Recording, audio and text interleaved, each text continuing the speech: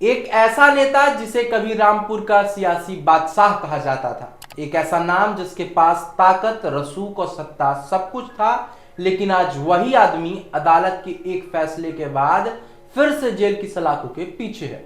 आखिर क्या है वह कहानी जिसने आजम खान को बार बार जेल की दहलीज पर लाकर खड़ा कर दिया है।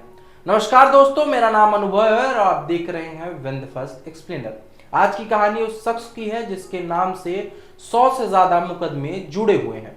समाजवादी पार्टी के दिग्गज नेता आजम खान। आजम खान की जेल यात्रा नई नहीं है।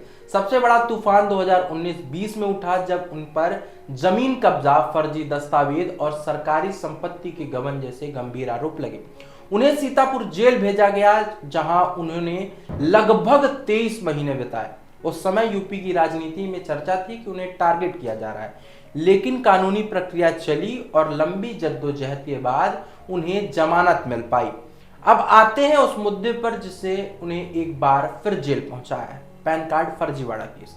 अदालत ने पाया कि उनके बेटे अब्दुल्ला आजम के 2 पैन कार्ड बनवाए गए थे, जिसमें जन्म तिथि बदलकर दिखाई गई ताकि चुनाव लड़ने में योग्यता पूरी हो जाए।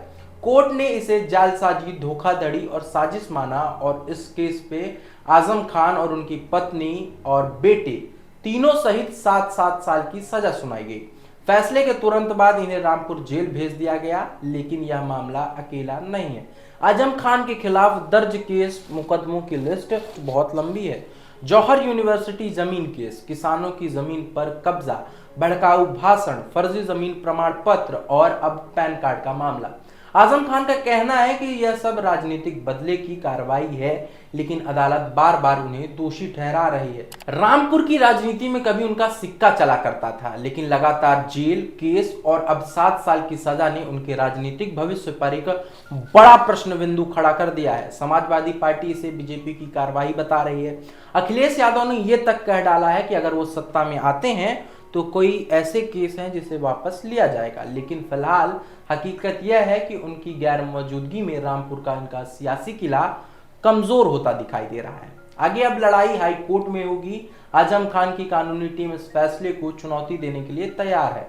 अगर उच्च न्यायालय में राहत मिलती है तो वे बाहर आ सकते हैं, लेकिन अगर नहीं तो उनके 40 साल के राजनीतिक करियर का सबसे बड़ा झटका साबित होने वाला है।